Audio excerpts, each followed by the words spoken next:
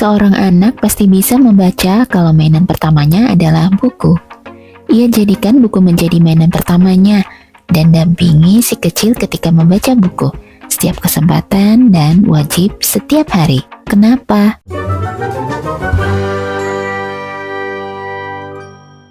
Kami adalah praktisi ilmu-ilmu parenting dan juga orang tua dari anak yang homeschooling. Dan ilmu-ilmu yang kami bagikan adalah rangkuman dari buku, jurnal, video seminar, video konten dari para ahli di bidangnya, dan juga ada video dari sudut pandang kami sebagai praktisi. Kalau kita perhatikan, kesukaan anak itu berdasarkan kepada hal-hal yang pertama kali dia rasakan di masa awal kehidupannya. Ketika orang tua memberikan bola sepak, dan di sekitar anak tersebut banyak barang-barang dan suasana yang berkaitan dengan bola sepak, maka kemungkinan besar anak tersebut suka dengan olahraga sepak bola. Lalu ada fenomena yang jamak terjadi akhir-akhir ini, yaitu orang tua yang memberikan handphone atau tablet ke anak yang masih berusia di bawah 1 tahun. Maka kemungkinan besar anak tersebut tidak bisa lepas dari handphone, bahkan bisa marah kalau handphonenya dijauhkan. Kenapa bisa? Karena anak mendapatkan kesenangan dari handphone tersebut. Kalau buku menjadi mainan pertamanya, maka anak tersebut akan menyukainya karena dia mendapatkan kesenangan dari buku tersebut. Lalu, apakah dengan memberikan buku itu sudah cukup? Tidak, tetap saja interaksi dan pendampingan dari pengasuh utama, yaitu kita sebagai orang tua, wajib ada. Ini adalah kunci utamanya. Lalu, jenis buku apa saja yang bisa diberikan sebagai mainan pertama bagi anak? Pertama, untuk anak usia 0-5 bulan, bisa diberikan buku kain.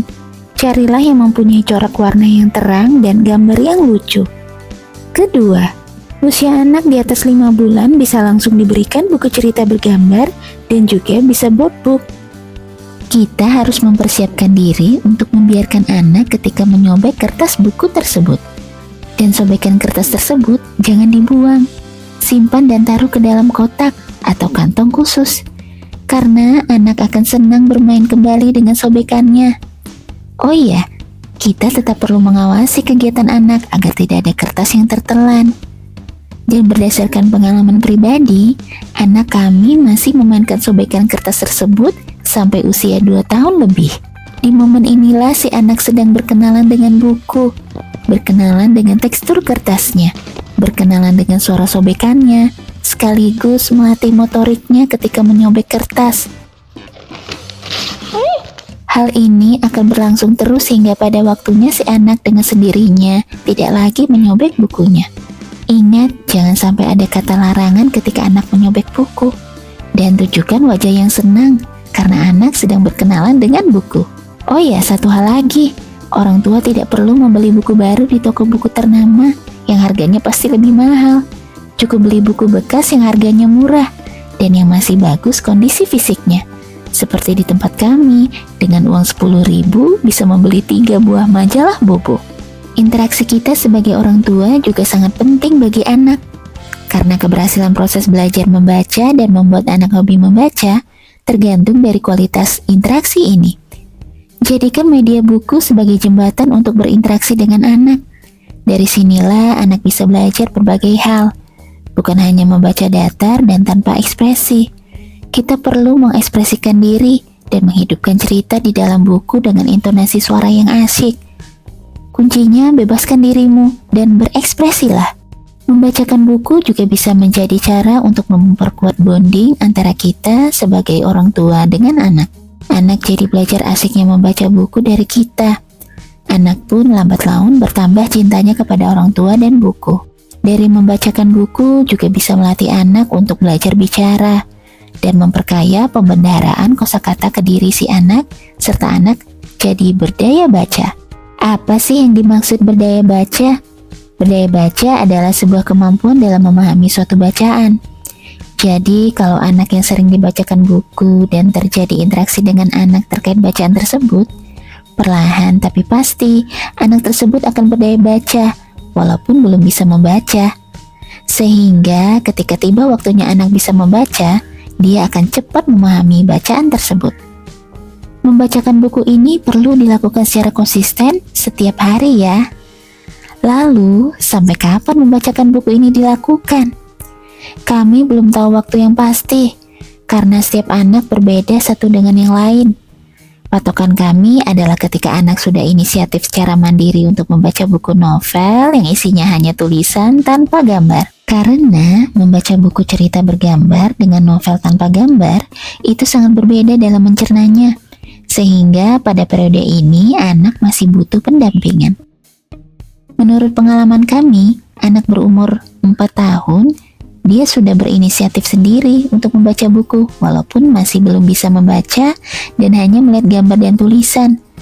Ketika dia membuka buku sendiri tanpa orang tua, dia membayangkan orang tuanya ketika membacakan buku tersebut. Jadi, mereka secara otomatis mencocokkan suara orang tuanya ketika membacakan dengan tulisan yang ada di buku tersebut. Dari situlah si anak mulai belajar mengasosiasikan antara suara bacaan orang tuanya dengan tulisan yang ada di buku. Pada kasus anak kami, dia bisa mengulang kembali cerita yang di buku. Dan cerita dia persis sama dengan tulisan yang di buku. Jadi orang lain mengira anak kami sudah pandai membaca. Padahal anak kami belum bisa membaca. Dia hanya mengulang cerita buku yang diingatnya saat kami membacakan buku tersebut. Dan ini terjadi ketika dia berumur 4 tahun. Nenek? Halo. Nah, tugas penjaga Paman Pio seorang ayahnya teman Uci kan? Iya. Seorang penjaga pantai. Apa tugas penjaga pantai Paman? Tanya Onggong. Melindungi keselamatan pengunjung pantai, jelas Paman Tio. Tolong, tiba-tiba ada anak yang hampir tenggelam. Paman Tio langsung berenang dan menyelamatkan anak itu. Makasih Pak, kata ibu anak itu. Wah hebat, ternyata tugas penjaga pantai sangat mulia. Aku ingin penjaga pantai, tapi aku tak pandai berenang, kata Bona. Bona mengubah layarnya menjadi garis batas ini. Kamu anak-anak yang lebih garis batas ini ya, berbahaya ya Bona. Nah, kamu bisa menjadi pantai juga kan? Kata Om Pio. Om Pio. Nah, Ini bisa baca? enggak. Baca. Dadah. Halo. Oh iya, buku yang dibaca jangan terlalu sering diganti dengan buku yang baru ya. Bacakan terus buku tersebut, walaupun kita sebagai orang tua merasa bosan karena itu-itu saja. Fungsinya adalah untuk repetisi atau pengulangan sehingga anak jadi ingat kata per kata yang dibacakan orang tua dari buku tersebut. Kalau kita melakukan secara konsisten, maka anak akan mendapat kesenangan dari buku. Nanti keinginannya membaca buku akan berkembang. Dari yang tadinya banyak gambar dan sedikit tulisan, ke buku yang lebih banyak tulisannya. Ayo buat bermain baca buku menjadi asik dan menyenangkan. Oke, segitu saja pembahasan di bagian pertama ini. Kalau ada pertanyaan yang bisa didiskusikan, drop di kolom komentar ya.